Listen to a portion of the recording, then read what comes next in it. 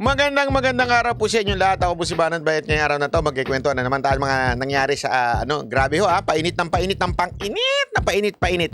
Alam mo, ngayong araw na to maganda ang mga nangyari, pero meron ding talagang matinding banat pa rin ho si Pangulong Duterte. Ito po yung sinabi niya, hindi ko kailangan si Marcos. Nako, bakit kaya niya nasabi yan? Sinabi niya yan hindi ko kailangan si Marcos. Anong dahilan niya? Kasi siguro marami mga amu-amuyong hindi natin alam na nagtutulak na, sige na, bati na kayo ni Marcos. Bati na kayo. Hindi kasi mga amuyong na nakikinabang pa kay Marcos, gusto nila bati na kayo kasi tatakbo pa ako senador. Siguro may mga ganun Di ba? Kaya tuloy sabi ni Pangulong Duterte, hindi ko kailangan si Marcos sa kaso ko. Akin to. Yun ang sinabi niya. Eto panoorin natin tong video na ito. Nilinaw niya. Nilinaw ni Pangulong Duterte ang kanyang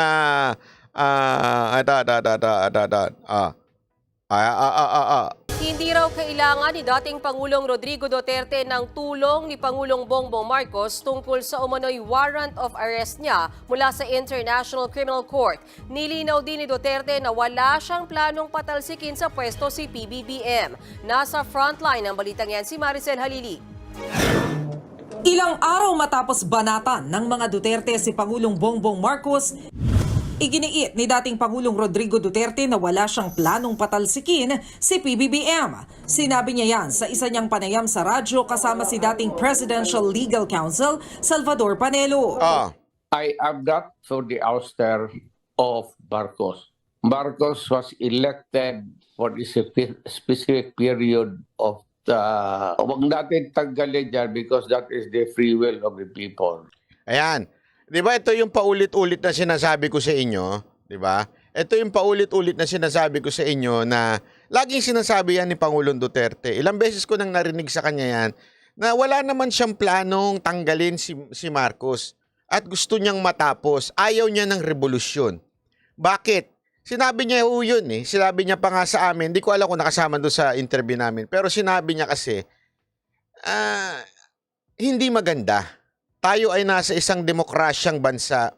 Hindi maganda kung pipilitin tanggalin ng isang pangulo dahil lamang sa maliliit na issue. Kasi ang tingin niya, maliit pa rin po yung issue para, hindi pa sapat ang dahilan para tanggalin po si Pangulong Marcos. Okay? Hindi pa sapat. Malay mo sa dating panahon. Diba? Easy lang. Kalma. Krun, maraming salamat po. Hindi, yun po talaga ang totoo. Dahil siyempre, parang sinasabi niya, binoto yan ng taong bayan, o kung ano man ang mangyari, kasalanan nyo. Walang gano'n. Joke lang yun. Hindi naman sinabi ni Pangulong Duterte. Ang sinasabi lang niya, kailangan natin pairalin ang demokrasya. Okay? Kaya nga, naiinis siya doon sa PI. Kasi the PI will remove the power from the people to vote for their president. Yun po ang sinasabi ng ating Pangulong Duterte. Yung PI na yan, kung sino man yung mamumuno sa atin, tinatanggalan niya ng kapangyarihan. Dahil sa kanya, democratic country tayo, dapat hayaan natin ang botohan kung sino yung Pangulo. Diba? Yan yung sinasabi niyang paulit-ulit. Dapat hindi ho mangyari na matanggal ho si Marcos ng ganun-ganun lang, nang walang sapat na dahilan. Yun po ang sinasabi ni Pangulong Duterte noon pa man. Okay? Ayaw niya po ng isang revolusyon, isang kudeta, ayaw niya po niyan. Kasi alam nyo, sinabi rin niya sa isang interview niya na kung gusto ko talaga ng revolusyon, di sana ginawa ko na nung panahon na ako ang presidente. Kasi doon pa lang, pwede na siya mag-declare ng revolutionary government. Ano ibig sabihin nun? Siya na lang ang gobyerno. Yun ang revolutionary government. Ako lang ang gobyerno. Tanggal ang judiciary, tanggal din ang mga legislative. Wala, ako lang. Tapos aayusin ko yung konstitusyon. Yun yung revolutionary government. Which is, kaya niyang gawin yon noong panahon na siya ho'y Pangulo. Bakit to? Siya ho ang Commander-in-Chief ng Army, ng mga militar, AFP, at ganun din, siya rin po ang chief ng head naman ng kapulisan. Di ba ho? So, alinaw ho na sinasabi ni Pangulong Duterte. Marami lang ho talagang nagmi-misinterpret po nito at tila sinasabing gusto niyang alisin. Kaya nga paulit-ulit natin sinasabi yan dito, nililinaw natin, paulit-ulit natin sinasabi yan, na si Pangulong Duterte ay against doon sa PI. PI ang pinakapunot dulo nito. Kaya nga ang pinakasolusyon, gusto nyo na magkaayusan, talaga, itong gobyerno na to, tanggalin nyo si Romualdez. Yan to ang totoo. O, panoorin natin. Peaceful naman. Kaugnay naman ang kanyang kaso sa International Criminal Court o ICC, sinabi ni Duterte na hindi niya kailangan ng tulong ni Pangulong Marcos. Wala rin daw kinalaman si PBBM sa ICC. Let me be very clear on this also. Mr. Marcos has nothing to do with the ICC. Mr. Marcos. Okay, malaman yun. Has nothing to do with the ICC. As a matter of fact, I'm not asking for his help. He was not the one who asked the ICC to come here to investigate. O, nilinaw din niya yan na wala hong kinalaman si Marcos sa ICC. Okay? Kasi ho, meron lang talagang mga elemento na nagpapapasok dito sa ICC. Alam na ho natin kung sino yung mga yan, no? Di ba, Remulla? Ay, hindi pala. Oh. Kaya nga, actually, ang mga dilaw, yan ang mga nagtutulak talaga dyan eh. Sila Trillanes, sila Carpio, yan ho yung mga nagtutulak talaga niyang ICC na yan. As a matter of fact, I am not asking for his help. He was not the one who asked the ICC to come here to investigate. Ako na ang bahala sa sarili ko dito. I will deal with the ICC myself. Yan. So, dyan pa lang, kitang-kita nyo na ang pagiging leader talaga ni Pangulong Duterte. Hindi ko kailangan ng interference ng presidente. Wag na siyang Anyway, sinabi naman niya, yan ang yun eh. 'Di ba sinabi naman niya na hindi niya papapasukin unless tulad din niya ng bigas. 'Di ba? Malay mo, tulad din niya ng bigas. 'Di ba? Malay nyo, tulad din niya ng bigas na 20 pesos pero iba naman pala yung nangyari. O, baka ganun din yung ICC. Kunwari, hindi papasukin pero papapasukin. Hindi natin alam. Pero ang malinaw, Marcos stated literal na hindi papapasukin ng ICC. Pero, ngunit dapat subalit. Merong ako narinig kay Rocky na napakaganda na sinabi niya. Okay? May sinabi si Rocky na napakaganda na nakakatuwa. Bakit to? Ang sabi niya po doon ay, since nagbigay naman ng pronouncement si President Marcos na hindi pa papasukin ng ICC, pero yung mga nakapaligid daw ay talaga namang makulit, matigas ang ulo. Ang suggestion ni Roque, dapat mag-order si Marcos o gumawa siya ng executive order ordering all the agencies of the government na hindi papayagan ng ICC. Alam mo, magandang suggestion yun, sa totoo lang. Napakagandang suggestion yun. Dapat talaga mag-issue.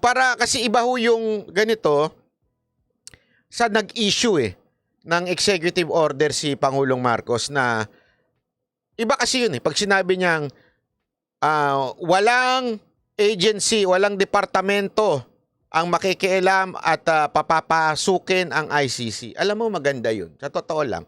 Alam mo, Mr. President, if you do that, naku, maniwala ka, isang bonggang palakpakan na nga abutin mo sa akin. Hindi, totoo yun.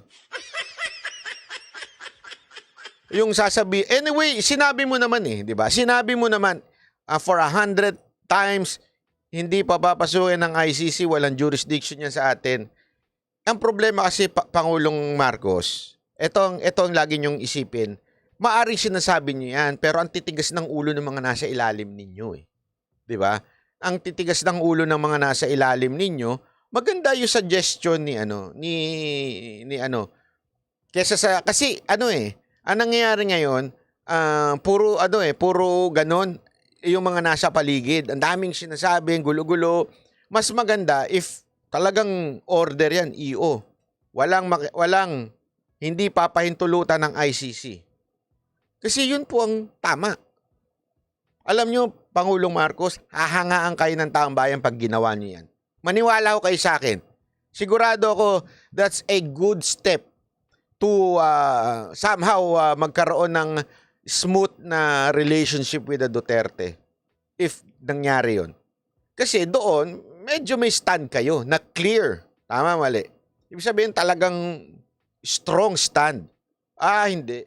Siyempre, mababatikos kayo. Definitely, babatikusin kayo ng mga pinklawan, babatikusin kayo ng mga dilawan na bakit kailangan pa iio. Pero, if your relationship with VP Sara Duterte is sincere, do it for her. Yun lang. Yun lang sa akin. Kasi nobody is wishing na magkagulo. Kahit po ako, di ba, paulit-ulit ko sinasabi sa inyo yan, ayoko ng gulo.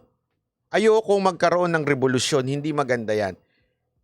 Alam mo yung mga nagnanais ng revolusyon, pasensya na ho tamaan na ho ang magagalit yung mga masasaktan, pasensya na. Yung mga nagnanais ng revolusyon kasi hindi sila kasali. Yan ang totoo. Alam nyo ba na napakahirap sa sitwasyon ng mga sundalo ang revolusyon at sa mga kapulisan? I-rewind nyo, yung mga matatanda dyan, alam ko maraming matandang nanonood dito. Alam nyo nung panahon na nagkukudita, yung panahon ni Cory, naalala nyo? Ay yung mga sundalo doon hindi nagbabarilan, nagpuputukan lang. Kasi siyempre, hindi nila kayang, alam mo yun, yung nagkakaroon ng kudita noon nagbobombahan, tapos nagbabarilan. Wala nga na Wala nga na kasi nga, ang nangyayari, ayaw nila. Yung bangayan ng taong bayan, ayaw nila na as much as possible. Kasi tandaan nyo, pare-pareho tayong Pilipino. Itong mga sundalo na ito, naiipit lang kasi nauutusan Diba? Nautusan dito. Tapos, ito naman, hindi naman satisfied. So, kaya tuloy nagkakaano. Pero at the same time, ayaw naman nilang patayin ng isa't isa. Tama? Kung meron man, si Trillanes na siguro talaga panggulo Dapat na matagal na in-exile yun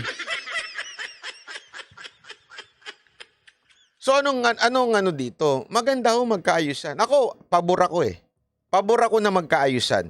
Hindi dahil sa kung anong paman Hindi. We should focus on issues na kailangan. Anong, sinabi ko bang hindi na natin i-criticize? No. Sinabi ko bang dapat nang kalimutan yung mga pagkakamali? Hindi. Dapat banatan lahat ng pagkakamali. Unahin si Romualdez. Yan ang totoo.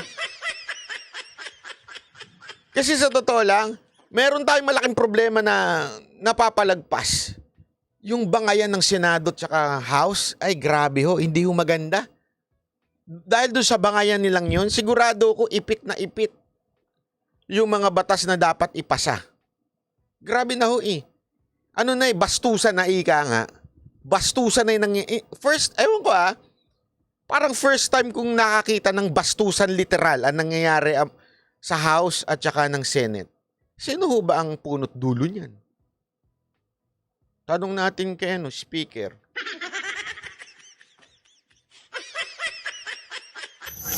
Sa issue naman ng arrest warrant, mismong sa bibig na ni Duterte nanggaling na hindi siya magpapahuli ng buhay sa ICC.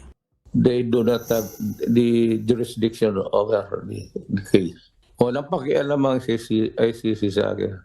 At hindi nila ako mahuli talaga. Mahuli nila ako patay. Yan. Alam mo, so ibig sabihin po nito, mahuli nila ako patay, yung sinabi ni Roque, hindi papahuli si Pangulong Duterte ng buhay. So alam mo, doon pa lang, sorry kontrahin ko na naman yung mga ibang mga nag-analyze doon sa magkaibang sinabi ni Panelo at magkaibang sinabi ni Roque. Sa tingin ko may punto si Roque. Kasi kung ano yung sinasabi ni Pangulong Duterte ngayon, yun yung sinasabi ni Roque. Tama, mali. Di ba? Nagbanta rin si Digong sa mga susubok na hulihin siya. Kaya pag pumunta nila ako, arestuhin nila ako dito, magkabarilan talaga yan. At uubusin ko yung mga yan. Oh, linawin natin ha. Hindi niya sinasabi dito yung mga pulis ha. Yung ICC ang tinutukoy niya dito. Baka mamaya marami na naman diyang magwawarla-warla dyan. Sasabi nila, ay lalaban sa pulis si Duterte. Gunggong, ICC pinag-uusapan dito. Okay, ICC ho, ICC. Wag ko kayong... Kung gusto man sila magtangka talagang pumasok sa sila. Unahin ko na sila muna. Kayong mga sundan, Oh, kaya yan, oh, tingnan nyo. tumabi muna kayo. Kasi hindi ninyo ito away. Oh, so tumabi muna yung mga sundalo kasi syempre mga nagbabantay kay Pangulong Duterte. Oh, yung mga PSG. Ano siya, entitled pa rin po siya sa mga PSG. I think sabi nga ni Roque ata 17 or something. Nakalimutan ko na, hindi ko alam ba't niya binanggit eh. Dapat din niya sinasabi ko ilan ang bantay.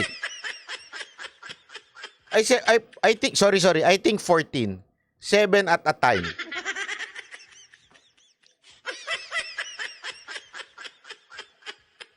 Ang sinasabi lang ni Pangulong Duterte dito, tabi kayo, hindi nyo to away. Hindi ako papahuli dito sa mga ICC na to. Kung sakaling merong umaresto sa akin dito, hindi ako pahuhuli. Talagang babariling ko kayo. Yun ang sinasabi niya.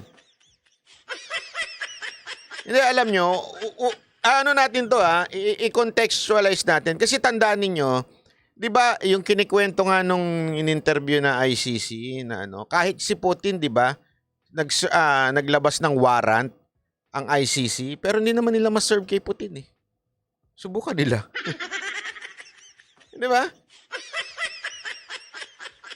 Napanood ko yan eh, yung buong interview nung abogado na medyo, I think lawyer siya sa ICC or something.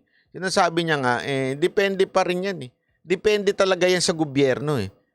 Kahit pa maglabas ng paulit-ulit na warrant o subpoena ang ICC, kung hindi naman ipapatupad ng gobyerno, wala mangyayari.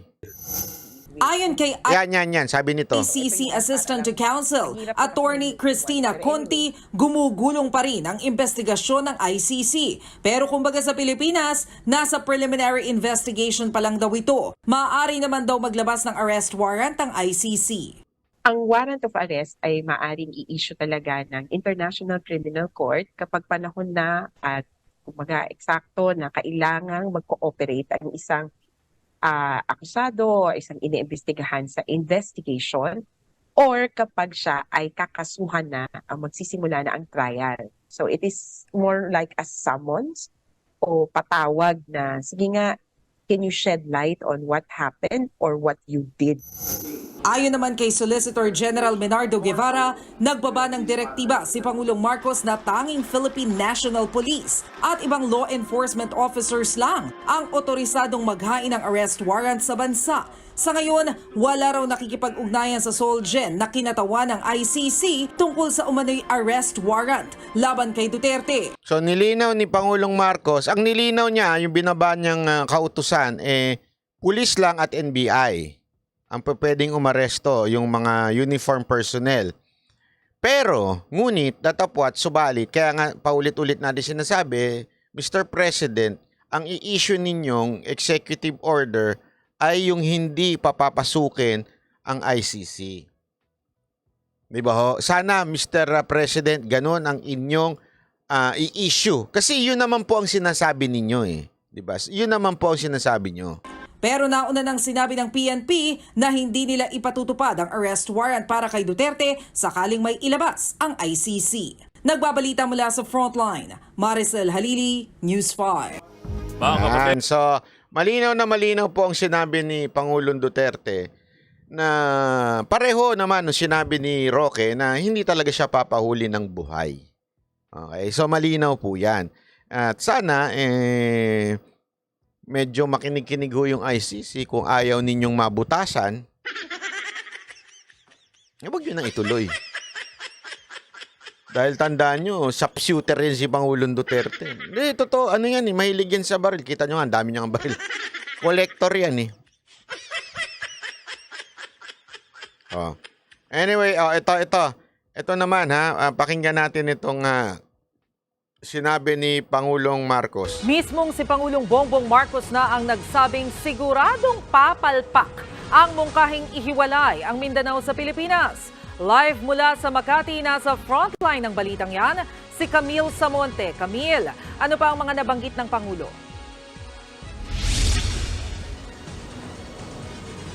Maset sa tahasang sinabi ni Pangulong Bongbong Marcos na mabibigo ang isinusulong na ihiwalay ang Mindanao dito sa Pilipinas. Giit ng Pangulo, mali ang batayan ng mga nagsusulong ito at insulto ito sa saligang batas. Sabi pa ng Pangulo, mismong mga mambabatas galing Mindanao ang hindi sang-ayon sa secession. Matatandaang si dating Pangulong Rodrigo Duterte ang nagmungkahi ng paghihiwalay ng Mindanao sa Pilipinas. Sa gitna yan ng alitan ng ilang mambabatas, partikular na kaugnay sa usapin ng charter change. Pero ayon kay PBBM, hindi naman kailangan ng secession dahil maayos naman ang pamamahala sa buong bansa, maging sa Bangsamoro Autonomous Region in Muslim Mindanao. Nananawagan din ang Pangulo na itigil ang mungkahing ito dahil malaking paglabag ito sa saligang batas. Narito ang kanyang pahayag. The new call for a separate Mindanao is doomed to fail, for it is anchored on a false premise, not to mention a sheer constitutional travesty. Hindi ito ang bagong Pilipinas na ating hinuhubog, bagkus ito ay pagwasak mismo sa ating bansang Pilipinas.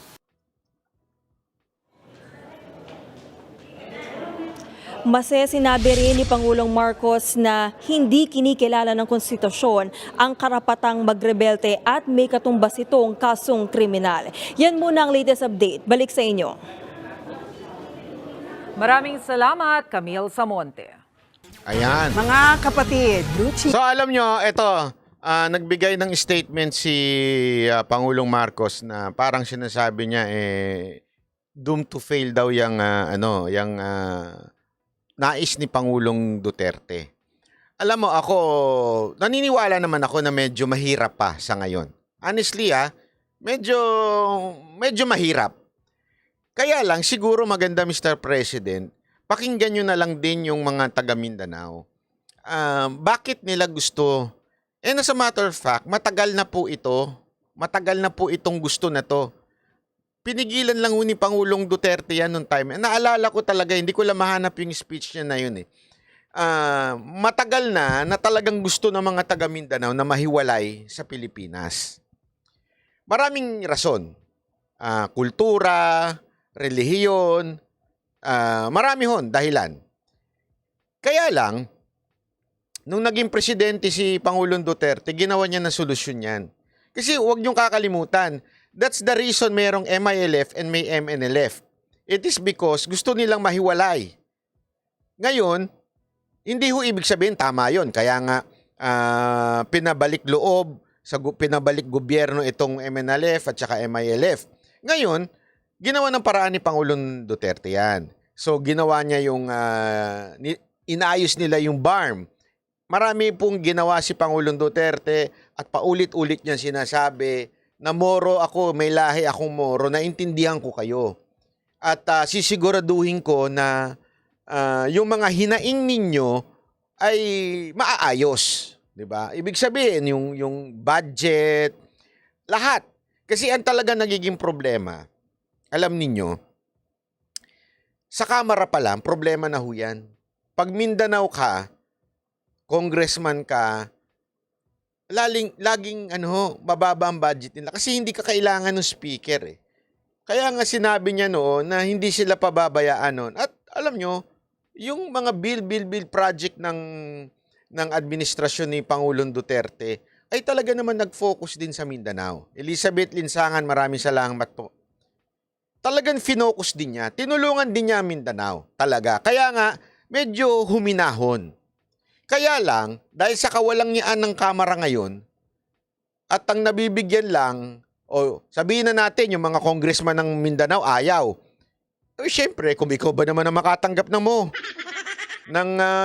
lintik na baon, naturalmente ayaw mo. Di ba? Pero ang issue dito, Mr. President Marcos, kahit it will doom to fail, yung sinasabi ninyo, maganda siguro pakinggan ninyo yung kanilang reasons. Why ba kayo gustong umalis? Anong dahilan at gusto ninyong umalis? Yun lang ho yun. Kasi kung hindi naman ninyo pakikinggan, wala din po. Para lang yung sinabing shut up, ganon.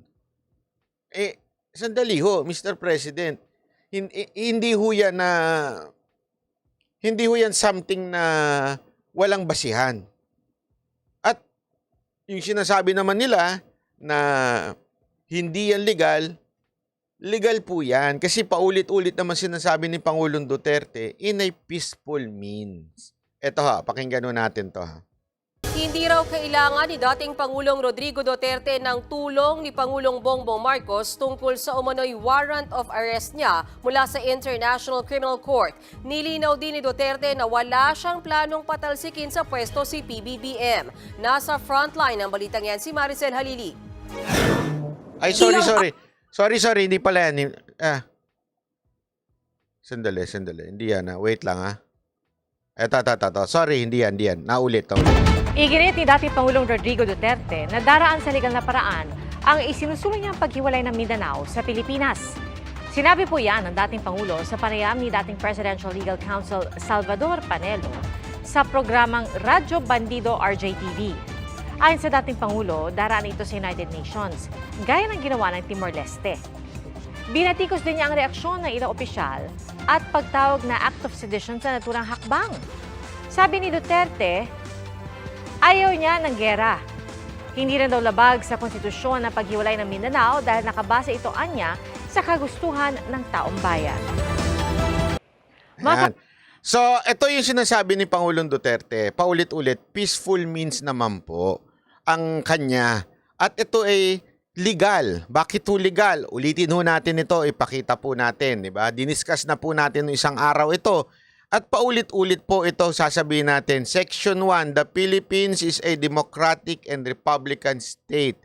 Sovereignty resides in the people. Nasa tao ang pinaka-sovereign, di ba?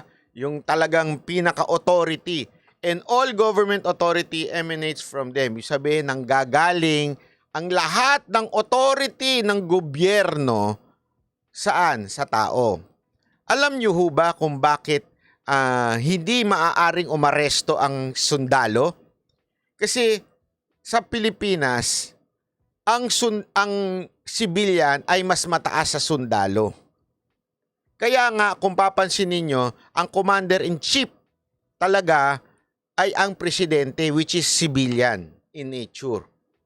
Yun ho. Ang kapulisan naman, although they are armed, considered under pa rin sila ng supervision ng DILG, which is under a secretary at the same time under ng presidente. So anong ibig sabihin nito? Ang ating konstitusyon, ang pinaka sandala ng ating konstitusyon na ang lahat ng kapangyarihan ay nasa taong bayan. Kung ang taong bayan, they wish for a separate state, pwede ho nilang i-petition yan peacefully as long as hindi sila gagamit ng dahas or anything na matatawag nating krimen. Kaya nga ang sabi ni Pangulong Duterte, iaakyat sa UN, United Nations, which is we belong, ipipetition kung yun ang gusto ng taong bayan ng Mindanao. Okay? So yun po yung sinasabi. Ngayon, ang tanong dito, magsasucceed ba to? Hindi ko ho alam. Gusto ko ba to? Wala akong karapatan sabihin na gusto ko o ayoko. Hindi naman po ako taga Mindanao. Taga Japan po ako. Ay, hindi. Pangarap lang. Taga Luzon po ako. So, ibig sabihin, ang dapat nating tanungin, ang mga taga Mindanao. Di ba ho? Wag ho natin, naintindihan ko marami sa atin. Kahit ako, medyo ako dyan parang ayoko sana. Kasi sabi ko nga sa inyo, mahihirapan na naman baguhin ang team song ng Itbulaga. Kakakuha lang nga nila ng pangalang Itbulaga Tapos pahihirapan pa natin sila, babaguhin na naman yung team song nila. Pabago-bago na lang. Joke lang po yun. Pero gayon pa man, sana wag natin isang tabi yung gusto ng mga taga Mindanao. Tanungin natin sila. Sila ang tanungin natin. Di ba? Kasi bakit tayong, ito lang ganito lang kasimple. Bakit matatakot ang mga leaders natin, ang gobyerno natin matatakot kung sa tingin natin, nabibigay naman natin ang tama sa kanila. Tama, mali. Ganito lang yan Bigyan ko kayo ng example. Hindi, ito. Simpleng example lang to Sa Mocha Girls, bilang manager, wala ako kontrata. Kung gusto nilang umalis, go! Sigurado ako, gugustuhin yung bumalik dahil walang katulad ko na manager. Yami na pogi pa. Hindi, joke lang. Joke lang. Hindi, kasi confident ako na ako ang hindi kasi yun Yun yan sandigan ko I mean, yun yung wala kayong mahahanap na katulad kong manager. Hindi kayo aalis sa akin. Dahil sisiguraduhin ko, pag umalis kayo na experience nyo ibang manager, kakwartahan kayo. Saan kayo nakakita ng manager na ginagastusan kayo wala pang kinikita?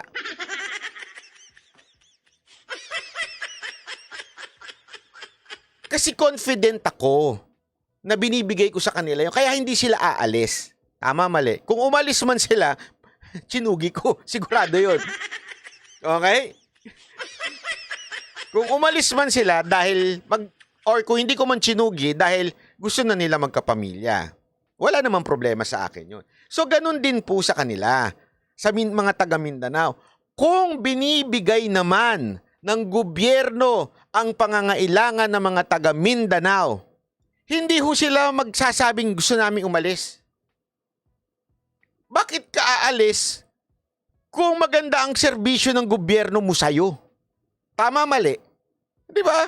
Hindi ka aalis.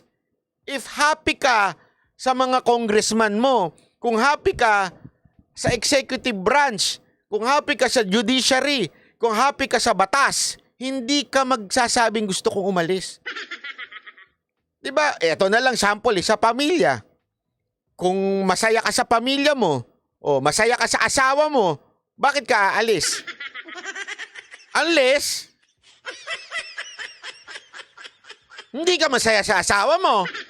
Diba, usapan yun, maghanap ka ng bata-bata. Oh. Tama, mali. Kung hindi na fulfill o nasasatisfy ng asawa mo ang pangangailangan mo, yun, patay tayo dyan. Diba? Ay, ganun lang kasimple ho yun. Bigyan ko kayo ho ng example Example. Anong example sa asawa? Siyempre, akala ninyo wala akong sample. Basta sa mga pagdating sa asawa, may sample tayo dyan. Sandali, ito, papakita ko sa inyo. Wait lang. Ito. Kasi ito yung tatanong natin dito Masaya ka pa ba sa asawa mo, Mr. Mayor Albi Benitez? Bakit?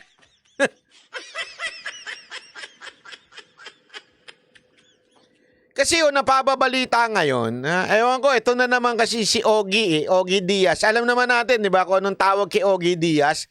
Di ba, ang tawag kay Ogie Diaz, siya yung parang marites ng patron ng mga naghihiwalay. Bakit? Sa kanya una nang gagaling yung mga hiwalayan Kaya nga parang tinawag siyang patron ng mga, ng mga naghihiwalay magjojowa di ba? Kaya yun ang sinabi. Ngayon may balita siya. Ano tong balita niya? Nalilink ngayon si Ivana kay Albi Benitez. Mr. Mayor!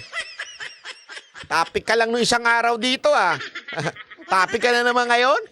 Ang kati mo Ay, mali. Ang kati mo. Hindi pala. Mali. Ang ano mo, linawin ko lang, Mayor Mayor. Hindi ho ako naglabaso nito Balita ho yan. Nire-report lang natin. Nagbalabaso niya si Ogie Diaz. Ako, ang tanong ko lang ito. Unang katanungan ko, Mayor Benitez, yung mga lupang naibenta, di umano, doon mo ba bibigyan ng bahay si Ivana at patitirahin? Nagtatanong lang ako, Mayor. Nagtatanong lang. Linawin natin, ha? Yung mga ipinabentang di umanong pinatungan, di umano ng local government ninyo, baka naman meron para kay Ivana dyan.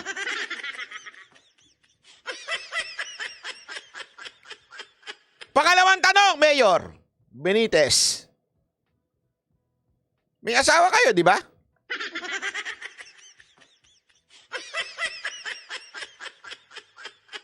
Ako nagtatanong lang, ha? According sa balita ni Ogie Diaz, may asawa kayo, di ba? Hindi na po ba kayo masaya sa asawa nyo? Hindi, ako nagtatanong lang.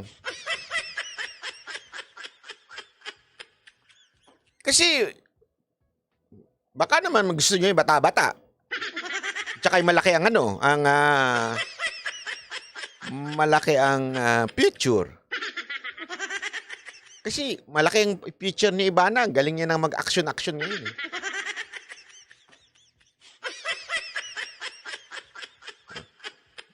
Mayor Benitez, mahilig ba kayo sa malaki ang future? Malaki kasi ang future. Uy, huwag kayong bastos. Ang bastos nyo naman. Malaki yung future ni Ivana. Si Ivana ho kasi ang ganda ng kanyang takbo ng karir. Kaya malaki ang kanyang hinaharap. Linawin lang natin. Future sa buhay, karir. Pangatlong tanong. Wala bang pwedeng, kung sakasakali na totoo itong balitang binabalita ni Ogie Diaz, ako nagtatanong lang ako sa mga abogado. Meron bang abogadong nanonood dito? Baka naman may nanonood abogado dito. Ang isa bang mayor, hindi, not particular si Benitez, ang mayor ba pwede magkaroon ng kabit? Ako nagtatanong lang. Hindi ko sinasabing si mayor ito, Hindi ko sinasabing si Mayor Benitez ito. Tinatanong ko lang naman sa mga abogado dyan, ng isang public servant ba, halimbawa, congressman o kaya mayor, pwede ba sila magkaroon ng kabit? Ako nagtatanong lang,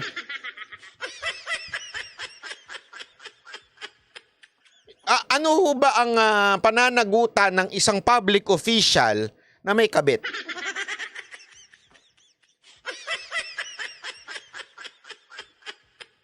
Ulitin ko, wala po ako sinasabing si Mayor Albi Benitez yun. Ang nagbabalita po niyan si Ogie Diaz, hindi po ako. Ako, yung generic lang yung tanong ko. Pag ang isa bang public servant, mayor, congressman, senador, may kabit, meron bang pananagutan ito sa ating batas?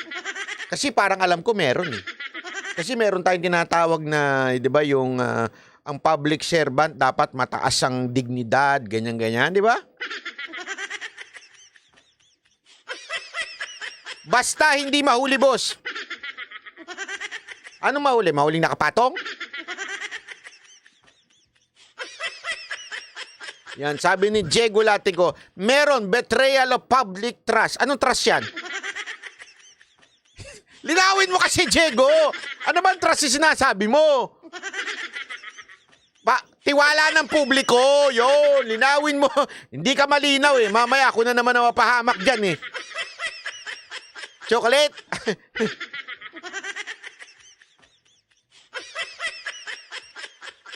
Yan, moral ascendancy. Ascendancy.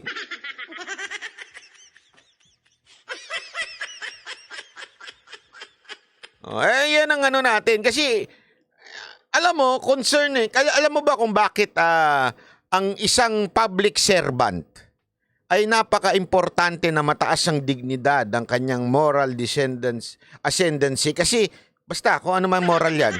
Di ko alam kung ascendant o descendant. Dapat mataas ang kanyang moral standard. It is because namumuno siya. Di ba? I mean, kung ikaw, halimbawa, hindi ko sinasabing si Mayor Benitez to, hindi ko sinasabi Kung halimbawa, ikaw, marami kang kabit, halimbawa lang, marami kang bet ka dyan, saan mo kukunin yung pera para tustusan ang mga bet ka mo?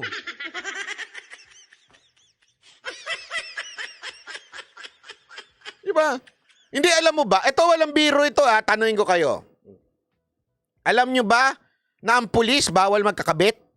Hindi nyo alam yan. Ang pulis pag nagkaroon ng kabit, tanggal sa serbisyo. Ang tanong, ang mga mayor ba at congressman, pag nagkaroon ng kabit, hindi tanggal sa serbisyo? O sige, wag na natin, yung congressman, mahirap tanggalin yan eh. Depende yung kay Romualdez. Yung mga mayor na lang. Pag ang mayor ba nagkaroon ng kabit, matatanggal ho ba siya sa serbisyo?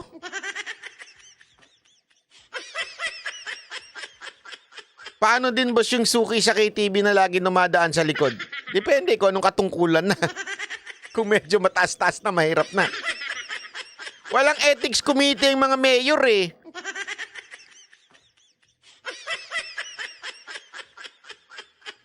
Ay nako. Anyway, ano ang ating tinatanong lang dito. Ako, hindi ako naniniwala. Hindi ako naniniwala na si Mayor Benitez ganyan. Hindi ako naniniwala.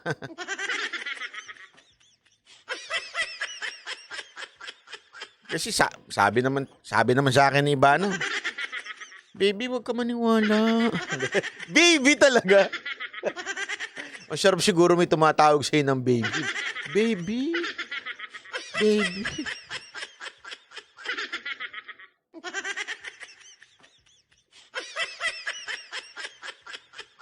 Buti na lang ako celibacy, no? May gift of celibacy ako. Buti na lang talaga, single ako, no? Yan ang advantage ng single, eh. Banji Belingon, maraming salamat. Hindi ka malilik, eh. Ay, may malilink. Malilik to. Kahit sino kasama mo, di ba? Ay, baby, kalma. Yun. Actually, sabi sa akin yan, ni Ivana. Oh, kumanta siya, sabi niya. Oh, kalma. Baby, kalma. Huwag mo naman akong bigyan ng dahilan para tabihan ka. Kalma. Ayun. Baby, kalma pala. Ay, nako. Anyway, isa pang tanong. Nako, kala nyo tapos na. May nung nagpapatanong na, no? Kailan ka daw di umano magbabayad ng napakalaki mong utang? Di umano, ha? Di umano. Hindi ako sure. Sino? Hindi si Mayor. Kayo naman. Hindi si Mayor. Yung nagkakautang sa akin. Ayun naman, linawin natin. Baka mamay magkamali na naman eh. Hoy, ikaw! Ikaw! Kailan ka magbabayad ng utang?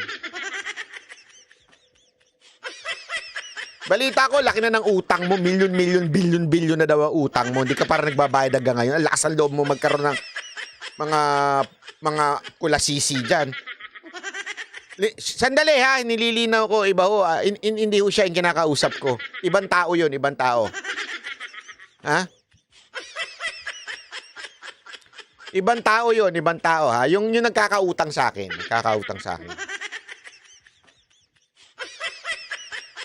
Hindi ho sila yun. Pag tinamaan sila, wala lang magagawa eh. Bato-bato sa langit ang tamaan sa pool. Oh, hindi ho sila yun. Ha? Basta, meron kasing may utang sa akin eh. Ang lakas ng loob. Nang bababae pa. Laki ng utang sa akin. Milyon, bilyon ng bababae. Pagkapal ang mukha mong animal ka. Bayad na. Bago ka mang babae. Hindi ho si ano yun ha. Hindi ho si Mayor yun ha. Iba ho, iba. Iba ho yun.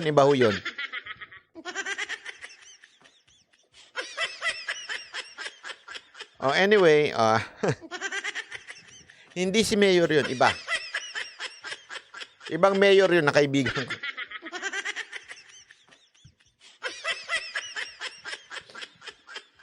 Oh, anyway, ito pa, pag-usapan naman natin to. Ay, nako, grabe. Ay,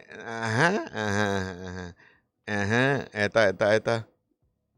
Ay, ito. Binanata ng isang senador ang umunay pambubuli sa kanila ng kamera. Ang isa pang senador may pa-video pa sa social media. Narito ang aking report. Walang pake? Walang awa? Ito ang tila pasaring ni Senadora Amy Marcos sa Kamara sa gitna ng issue ng People's Initiative. Sa video, nag-alakupido siya at pinana ang isang lalaki sabay pakita ng papel na may mga pirma. Inilabas yan ni Senator Direct. Alam ko, nagkakaano naman na tayo, nagkakausap tayo. Hindi mo naman pwedeng i-deny yan. We agree to disagree. Pero direct, hinahangaan kita doon sa mga video mo, lalong-lalo na yung babaeng nakadilat. Favorite ko yung pag ginagawan mo ng video. Alam ko, talento mo yun. Pero, this time, ang cheesy ng video mo, Mas baduy pa sa baduy. Fidela Jumalin, salamat po. Medyo bumaba ang level mo dito, Sayang, sayang. Pinilit ka ba? Pinilit ka ni Senator Amy? Ang pangit! Sa totoo lang. Pangit! Hindi, alam mo, ito Direct Yap, makinig ka sa akin, Ang ganda na angat ka na dun sa mga ginawa mong pelikula kay Amy, bidang-bida na si Amy. Tapos gagawa mo ng ganito, ang cheap Katsipan to, Katsipan!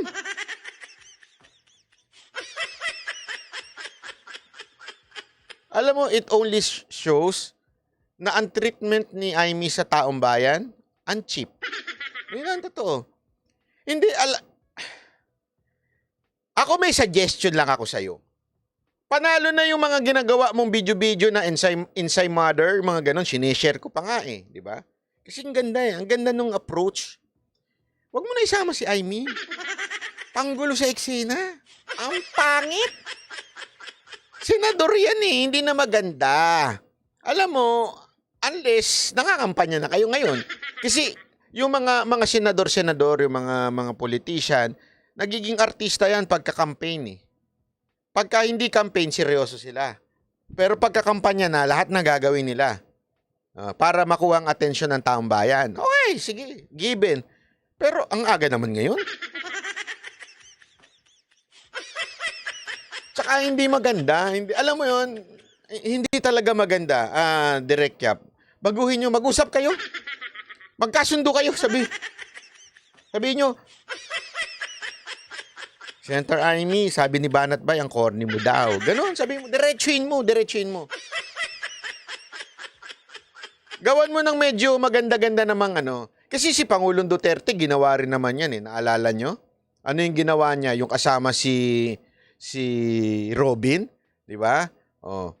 As in, ginawa naman nila yan tapos, di ba, meron pa siya dong sa bidyong huling Pasko nyo na to.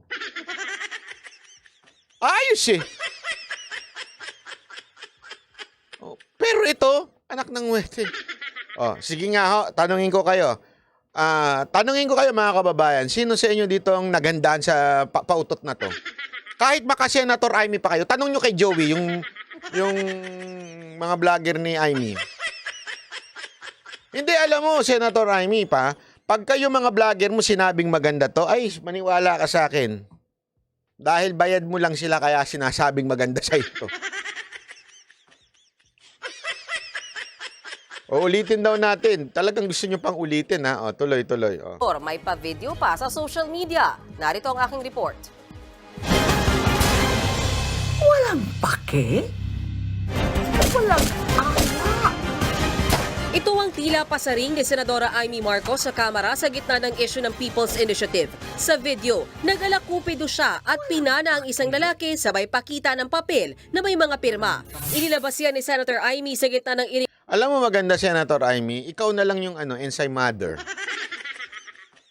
Stage mom ka naman sa kapatid mo Bida-bida ka naman sa kapatid mo. Hindi ikaw na lang maging inside mother. Sigurado akong kayang-kaya mong gayahin yon. Kasi asar na asar ka dun di ba? Magkaaway naman kayong dalawa So ikaw na lang gumanap. Ang gawin mo, ganito, gawa ka ng video. Ako, Direct Yap dapat creative consultant ako, May sahod ako dapat dyan. Gumawa ka ng video na tumatakbo si Senator Amy. Habang marami nagpapaselfie sa kanya. Bagay yun, di ba? Tama, mali. CK, salamat po. Maraming salamat. Thank you very much. Yun Yun lang naman, Tuloy natin 'to, usapin na 'to. Huwag niyo na lang pansinin yung corning patalastas na yun. Tuloy. ng Senado at Kamara ukol sa charter change. Senador Sonny Angara tila naririndi na rin sa araw-araw na pasaring ng mga kongresista. Biro mo araw-araw, di ba parang bully yun? Araw-araw kami parang, guys, mag-break naman, parang time out, magtrabaho naman tayo. Pag binubuli ka na, hindi ka sasagot, di pa naman pwede. Akong author ng anti-bullying act sa House. Kaya hindi kami papayag. Buwelta pa ni Angara, bakit ang ingay ng Kamara? Sinisimula naman na ang pagdinig ng Senado. Actually, ngayon lang yan Hindi nyo napansin. Ngayon lang yan kasip-sip. Itong mga sip-sip na to, dapat tanungin natin kung magkano ang budget nila Yun ang tanong Magkano ba ang budget ninyo sa mga distrito nyo? Tanungin nyo ho. Sana malaman natin yung MOOE niya mga yan. Kung talagang totoong tao kayo, ikaw congressman ka, ilabas mo nga yung MOOE mo para magkaalaman tayo. Bakit ba sobrang sip-sip ninyo sa speaker nyo? Kayong 4 na halikpwit dyan sa inyong speaker, ilabas nyo yung MOOE nyo. Magkano? Sige, na magkaalaman tayo. Magkaalaman tayo kung ano ba ang meron at bakit para tila atang init na init ang puwit nyo sa mga senador. Talagang kayo pa nagdi-decide kung kailan nila dapat matapos. Ano kayo? Tumakbo muna kayo ng national. Sa Chacha, may kasunduan na rin ang Senado ang mangunguna sa Chacha hearings para matigil na ang PI. Pero ano daw ba ang nangyari? Ginagawa na nga namin yung gusto nyo, tapos and yet, tinutuloy nyo pa rin, parang iniisahan nyo yung taong bayan, iniisahan nyo kami. Kamakailan lang, siningil ng ilang kongresista ang Senado sa deadline sa Chacha na si Senate President Mig Subiri raw ang nagtakda na sa Marso. Sinabi naman ngayon ni Senator Angara na chairman mismo ng Subcommittee on Constitutional Amendments na dumidinig sa charter change dito sa Senado na nakikita niyang posibleng Oktubre ngayong taon ang deadline para maaprobahan ng Senado Babayaga, salamat ang mga po. aamyendahang economic provisions. Yan ay para maisabay na rin sa senatorial elections sa 2025 ang plebisito. Pagilinaw naman ni Angara, hindi nakataga sa bato ang October deadline niya sa Chacha sa Senado. Nauna nang sinabi ng ilang congressman na tila pagpatay sa economic Chacha kung October pa ang deadline ng pagpasa nito. Ikinabahala raw ito ng Kamara ayon kay Surigao del Norte Representative Ace Barbers. Wala naman daw silang backup plan sakaling hindi ito ipasa ng Senado. Pero if this will not happen, I think ongoing pa rin naman yung People's Initiative, no? It's just suspended for the meantime by the COMELEC. So, I don't know, maybe one of the backup plan would be to consider the People's Initiative. nanindigan din muli si Barbers na walang kinalaman ang Kamara sa bayaran umano sa People's Initiative. Sa isang statement naman kanina, sinabi ni Barbers na kailangan ng mag-usap at upuan ng Senado at Kamara ang issue. Ito lang anya ang paraan para masolusyonan ng anyay hindi pagkakasundo ng dalawang kapulungan. Mga kapatid, Ed Lingaw po, maging maalam at may pakialam sa mga napapanahong balita sa ating bansa para sa mas malalimang pagtalakay at paghihintay. Ayan, yan. Walang boses ko, walang boses. Ayun ako. Anyway, ayan na nga po. At paulit-ulit natin yan na dinidiscuss yung bangayan ng PI. Pero alam nyo, bantayan natin yan.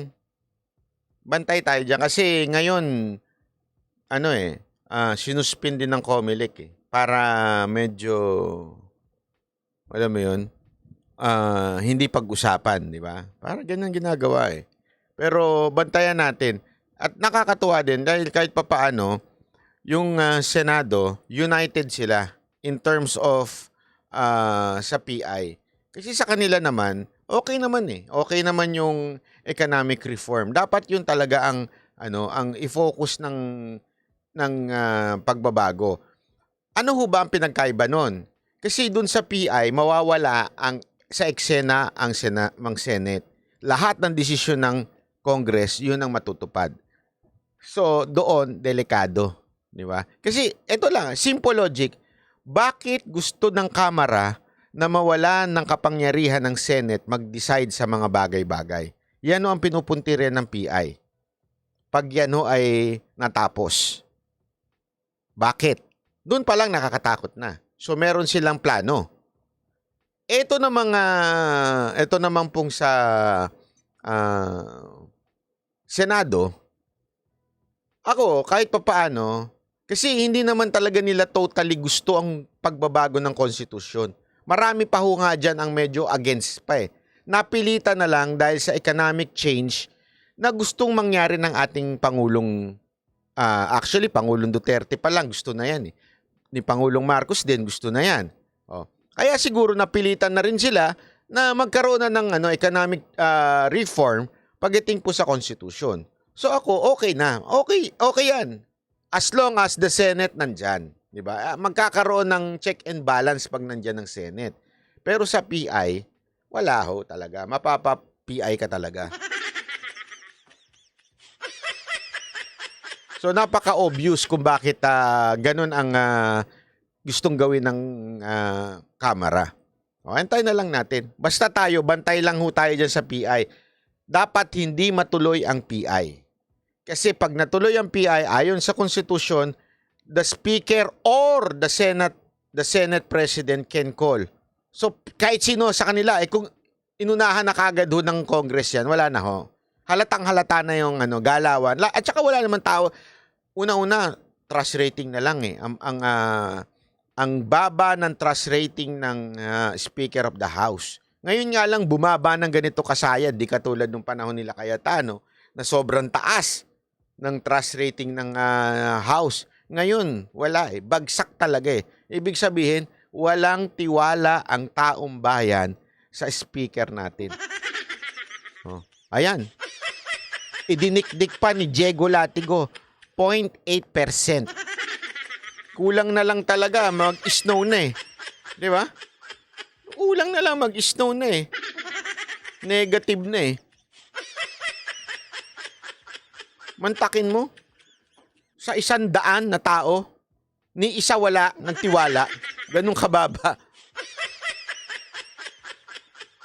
Ganun katindi yung 0.8% eh. Mas mababa pa sa 1.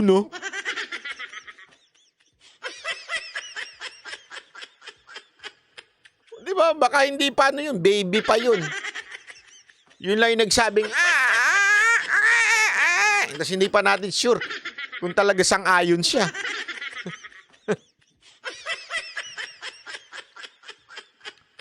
Oh, ito. Siyempre, bago tayo meron tayong matindi. Ito, matinding banatan to. Banata na natin to bago pa banata ng iba. Ito. Ayun! Kasi pangalan nito? Si Budol Lipunan, yung kaibigan nito, yung aso nito. Si Budol Lipunan, araw-araw minuminuto ng binabanatan si Maharlika. Ang sabi niya nga, budol. Ganon. Inulit pa niya kanina. Oh, katapos keso may sinasabi pa siya na Ngayon, eto ang tanong.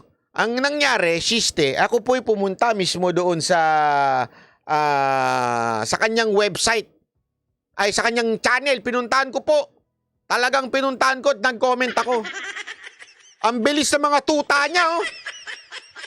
Balita ko, yung mga tutaan mo daw dyan, dating nandito.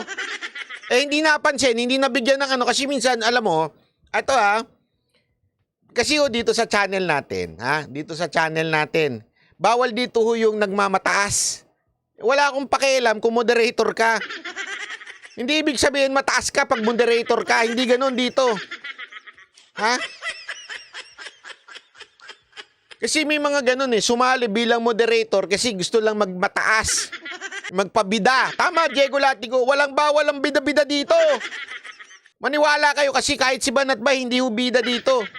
Walang bida-bida dito sa channel na to. Yung mga dating moderator ko, bida-bida. Tama, mali. Narot. Hoy, sumagot ka, Narot!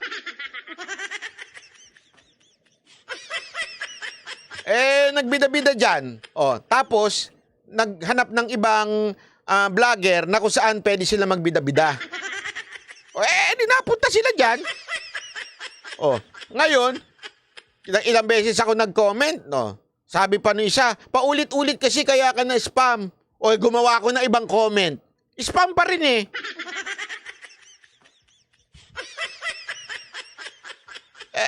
Sandali, banat bay.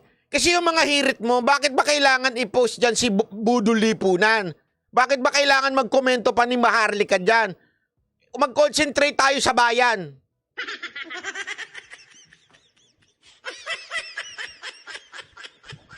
Mia Morex Oliva, salamat po. Linawin ko lang this has something to do with our country.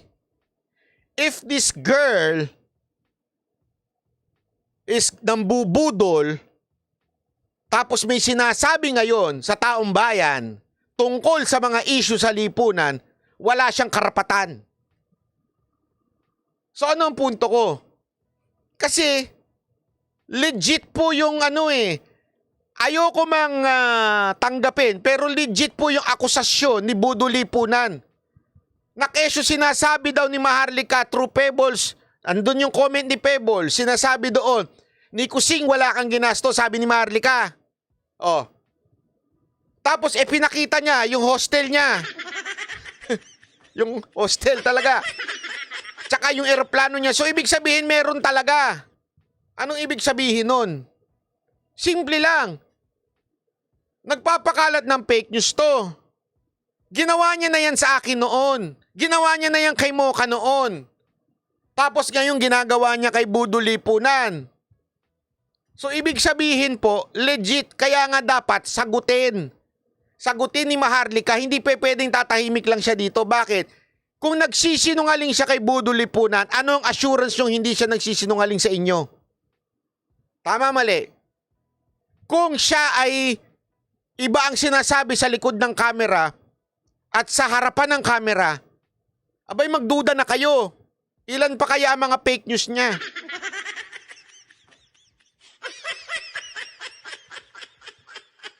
Kaya nga wala akong bilib eh. Kahit na sinasabi ng iba, hindi, dapat di mo na inaano yan. Paano ko hindi aanuhin yan? Hanggang ngayon hindi niya inaamin na nag-fake news sa amin. Aminin niya muna nag-fake news sa akin. Tutulungan ko sa lahat ng laban niya. Eh yung laban niya, pang sarili lang niya eh. Oh. Tama, mali. Kahit ba chip to si Budol Lipunan, Flair Airlines lang ang inano, siya pa rin na nagbayad. Yun lang ang sa akin. Mga kababayan, matuto tayo mag-discern. Matuto tayong makita talaga kung sino yung nagsasabi ng totoo. Kasi sinabi ko na nga sa inyo eh. Anong assurance yun na sinasabi niya mga totoo kung sa akin nga, kay Mocha nga, nagsinungaling. Na hindi niya binabawi. So bakit ko siya sasakyan? Sa mga puting ahas niya. Tanungin ko kayo. Sa amin nga nag-fake news siya.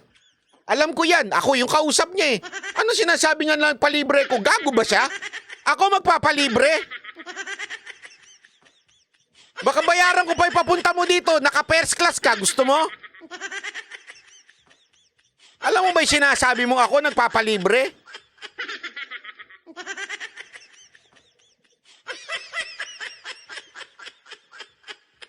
Hindi, hindi siya pagyayabang. Hindi ko ugali magpalibre. Maniwala ho kayo sa akin. Kahit buong bar, kaya kong bayaran ng basta itayguyod ang bansang Pilipinas. Kasi maano ko dyan eh. Ayaw na ayoko yung alam yun, yan ang pinakayo na ayoko, yung titignan ng maliit ang mga Pilipino. Pag ako nakakita sa bar na tinitignan ng maliit ang mga Pilipino, maniwala kayo sa akin, babayaran ko lahat ng ino-order ng kanunay. Kasi may gumanon sa amin eh. May gumanon sa amin sa Japan. Putang inang Amerikano to. Hindi talaga ang presko. Alam mo ginawa ko? Binayaran ko talaga eh. Tapos sabi pa nga nung apo, no. Hindi, anong no. Ito yung card ko, binayaran ko. Tapos takanta kayong Amerikano eh. Ba't ko binayaran yung bill niya eh? Kasi nga ayokong ginagano ng mga Pilipino. Ayoko na iniisip lahat ng Pilipino ipatay gutom. Baka si Budol Lipunan, oo. Maniwala ko kayo sa akin, yan ang pinakaayoko sa lahat. Dahil hindi ako papayag. Kaya nga, yung pinalalabas nito na siya nagbayad. Kalma, baby kalma. Huwag mo naman akong bigyan ng dahilan para tabihan ka. Kalma. Pak! Yung kaldagang nandun eh. Hindi, ayun lang ho sa akin. Kaya nga, bakit ko sinasabi ito? Kasi nga ho, napaka-importante ito. Kasi kung ganyan ang nangyayari, sandali, isipin natin na mabuti. Sinabi ko na sa inyo yan. Ganyan din ang ginagawa ngayon kay Bodo Lipunan. Even if hindi kami magkasundo ni Bodo Lipunan, meron siyang pinakita eh. May pinakita siyang proof eh. Sabi ko nga sa inyo, hindi ako panatikong tao. If I see something is right, papalakpakan ko. If I see something is wrong, mali talaga. Eh may pinakita si Bodo Lipunan na alam ko yun yung booking.com kasi doon din ako nagbubook eh. Nandun din yung eroplano niyang Flair. Flair ba yun? Ano bang eroplano yun? Di Padjak ba yun? Diba? Kahit ba sabihin nating si Bodo Lipunan scammer, di umano. Di umano. Eh may pinakita siyang proof doon eh. Doon sa issue na yun Doon sa issue na yun, dapat sagutin ni Maharlika. Hindi siya pwedeng tumahimik. Di ba? Eh kung tatahimik na naman siya, ano ibig sabihin nun? O ilan pa kaya sa mga sinabi niya ang hindi totoo? Kaya nga napaka-importante nun. Hindi ito personal. Ito'y importante kasi kung siya po ay double standard na tao, nagmamagaling para sa bayan, galit na galit, pero puro pala fake news sa ibang tao. Anong essence? Nag-vlog ka pa. Fake news din pala yung binalabas mo. Sumagot ka. Yun ang importante doon. Sagutin mo. Sabi nga ni Randel Bunagan, silence means fake news.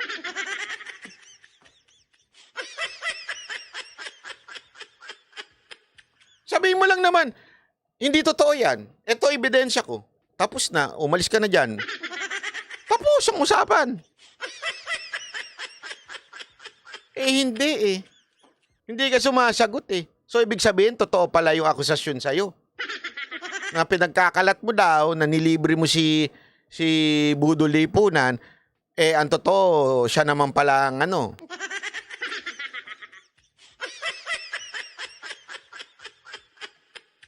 Sasabihin lang yan, sabi ng puting ahas. Banat by kalma ka lang. Hindi, kalma ako. Kaya lang, sabi ko nga sa inyo, paulit-ulit. Alam nyo, inis na inis po kasi ako sa mga vlogger na nagpapakalat ng fake news just for the sake of views, just for the sake of content, or just for the sake na kasi sinasakyan nyo. Kasi marami sa inyong sumasang-ayon. Without even presenting any evidence. Iangat naman po natin ang karangalan ng mga vlogger. Di ba? Kaya nga kahit ako paulit-ulit ko sinasabi sa inyo Pag walang ebidensya, huwag niyong paniwalaan. Kung wala ako pinipresenta, huwag niyong paniwalaan. Kasi yun, kwento. At malinaw naman ako, sinasabi ko sa inyo. Eto opinion lang ito, maaaring mali. Opinion ko ito at ito'y maaaring mali dahil binabase ko lamang sa circumstantial evidence.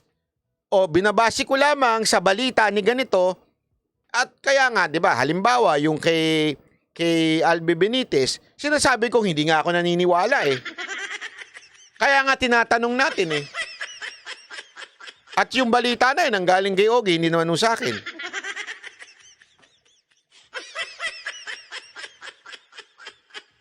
Sabi nito, tapang ni Mystica kay Ma'am Shi, pero kay Kaloy, abnoy, tahimik. Oo nga Yung isa ba yan Yan yung isang bagay na napepekian ako Yung tapang mo, wala pala Yung tapang mo, pang pala, showbiz. Wala ka pala, di ba?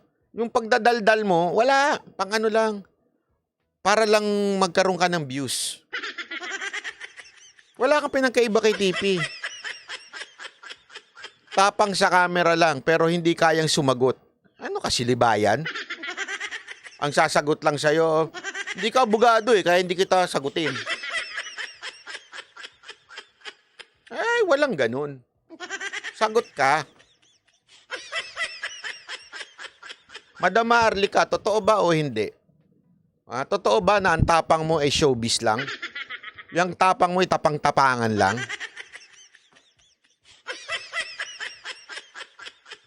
Wala pala panis. Dami mong inaway, dami mong kinalaban. Si Budol Lipunan lang pala magpapatahimik sa'yo. Anong klase yun? Sabi nga ni Diego Latigo, actually yan din ang duda ko Boss, baka maraming alam si Budol Lipunan kay Maharlika. Ikaw naman, makamistika ka naman, Hindi, alam mo, yan din ang naisip ko. Baka marami hong text etong si Budol Lipunan. Kaya hindi niya mapatulan.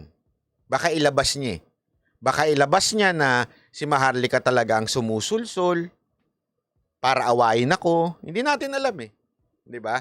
Baka mamaya meron talaga silang conversation. Hindi ko sure pero baka meron talaga silang conversation na talagang etong si Maharlika pasimuno. Kasi ang pinapalabas ni Pebbles hindi daw kinampihan. Ang argumento naman ni Bagong Lipunan, anong hindi kinampihan? Finid nga sa akin yung mga message ni Banat Bay. Putol-putol.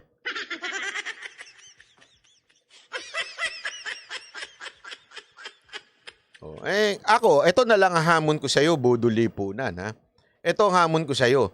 Budol Lipunan, kung talagang totoong tao ka, Budol Lipunan, ilabas mo para magbingo ka. Bingo! Bingo! Para gumanong-ganon ka na naman sa telebisyon mo. Bingo! Ay, sa camera mo. Bingo! Budol, budol? Hindi, totoo. Ay, ano ka rin pala, puro ka lang talkish Puro ka lang pala daldal. Maglabas ka pa ng ebidensya. Kasi binabali, wala ka ni Maharlika, wala ka daw, isa ka lang ipis.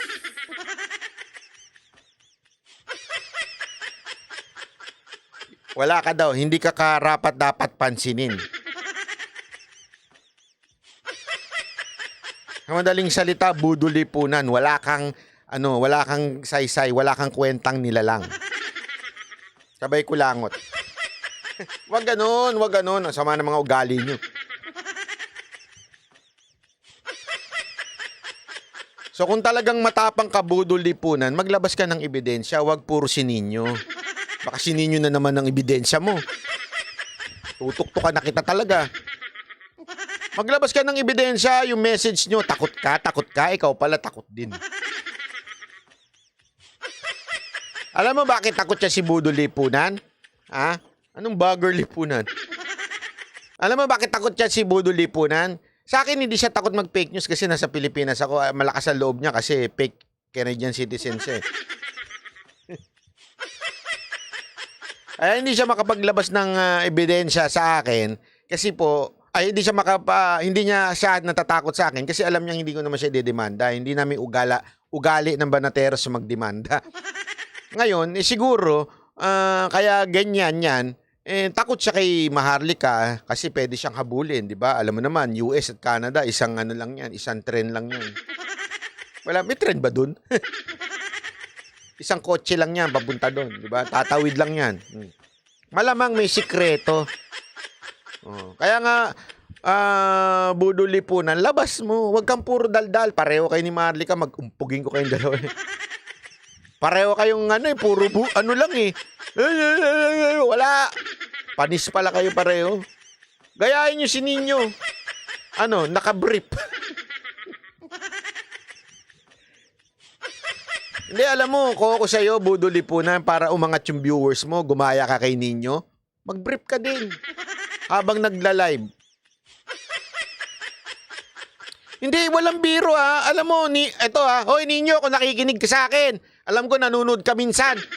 Bilib ako sa ginawa mo alam mo yung ginawa mong pagpunta sa showbiz, yung pag-guess, yung collab, panalo yun. Doon ka na lang, wag ka na magpolitika, wala kang kwenta. Doon ka na lang sa mga comedy. Pasok ka eh. Yung itsura mo eh.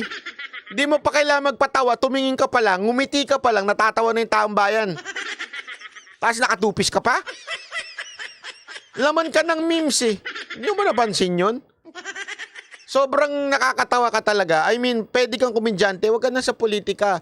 Unless utusan ka ni Romualdez. Pwede. Di ba? Di ba?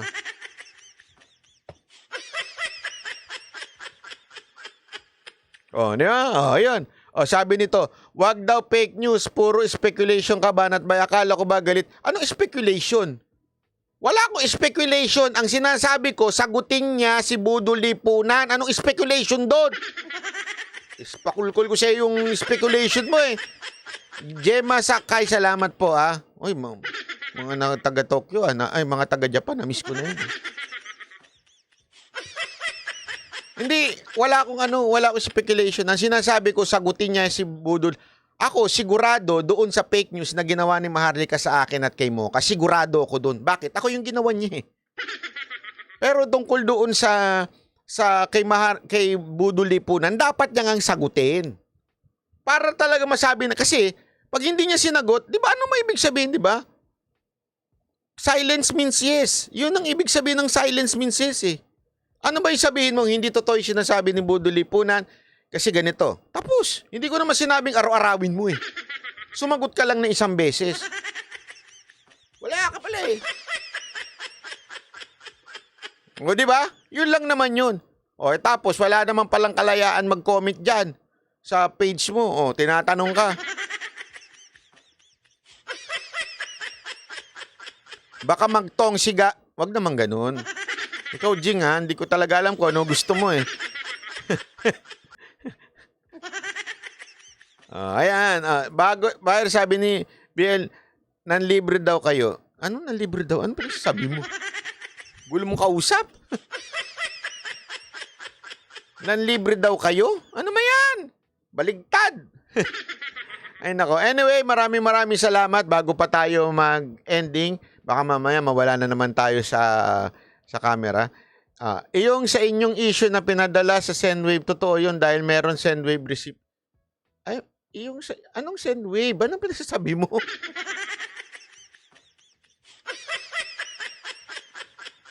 Anong Sendwave? Wala akong alam dyan sa Sendwave na pinagsasabi mo may resibo siya. Nagpadala sa akin ng Sendwave.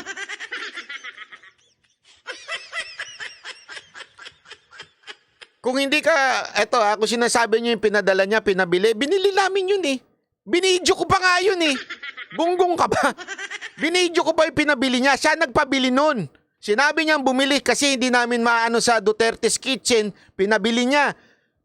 Binigay pa namin, binidyo pa namin yun. Dinagdagan ko pa yung kulang niyang binigay. Hindi dahil ako nagsabing bumingi hindi ako humingi.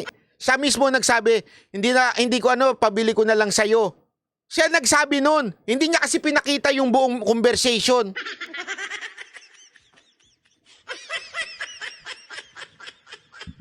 Yun ang sinabi ko na pinadala niya, may isi-receipt. Oo nga. Pinakita niya ba yung conversation kung ba't siya nagpadala? Kung padalang kaya kita ng 1 milyon, sabihin ko ninakaw mo. Pinadala kita 1 milyon, ninakaw mo. Pwede ko ba sabihin yun? Andali, ano ba ang konteksto nun? May resibo pang pinakita sa grocery. Oo nga, tanga kasi yung mga yan eh. Nako. Pinakita ko, hindi nga lang yun eh. May resibo na, binidyo ko pa, nakita pa nila na nag-Duterte's Kitchen kami, nakabidyo. Tapos sasabihin niya, ano ngayon ko nagbigay siya? Binigay niya sa Duterte's Kitchen yun eh. Pinadaan lang niya sa amin at hindi ko hiningi yun. Itanong nyo doon sa founder ng Duterte's Kitchen. Kami pa naglabas doon. Huwag kang ano-ano.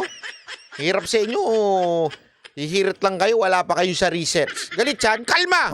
Kalma. Baby, kalma. Huwag mo naman akong bigyan ng dahilan para tabihan ka.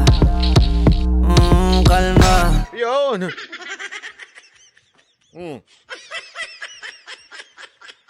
Ayun lang, maraming salamat. Kita-kita uli tayo bukas. Init ng ulo eh. Hindi. Maraming pong salamat. Binibiro ko lang yung galit-galitan. Galit-galitan lang ako. Hindi po ako high blood. Ano lang ako, nagjo-joke lang po ako. Kasi idol ko talaga yung basta may isa akong idol na DJ na galit lagi. Pero galit siya sa mga marurupok. Tayo galit sa mga tanga.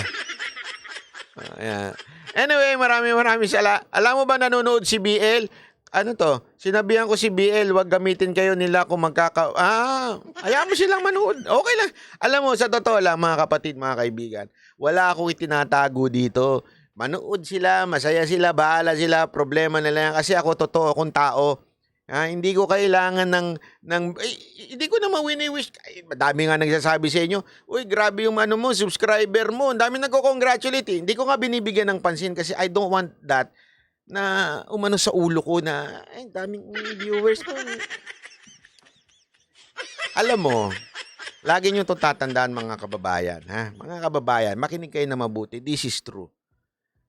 Alam mo kung bakit naging Satan si Lucifer? Dahil pumasok sa kukote niya na kaya niyang talunin ang Diyos. Yan ang tandaan ninyo. Kung bakit anong istorya ni Satanas. Kasi feeling niya he wants to be above God. Pumasok sa kukote niya. Alam mo, yan ang kanyang ginagawang pagdideceive sa taong bayan. Hindi pala taong bayan. Yan ang kanyang pagdideceive sa human being. Iaano niya, alam mo, kaya mo yan, magaling ka, ganito ka, eto ka, yang ka. Pag yan sumaksak sa kukote mo, maniwala ho kayo sa akin, babagsak ka.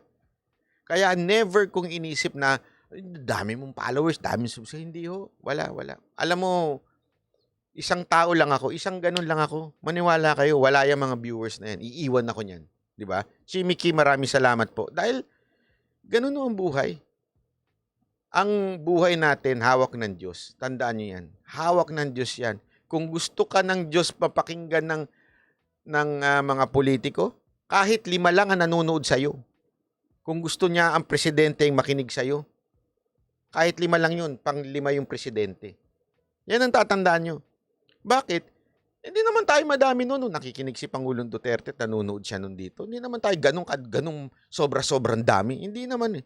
It's just siya, ang Panginoon po ang gumagawa, nagtatakda ng lahat ng bagay. So dapat doon lang tayo lagi. Doon po lang tayo lagi.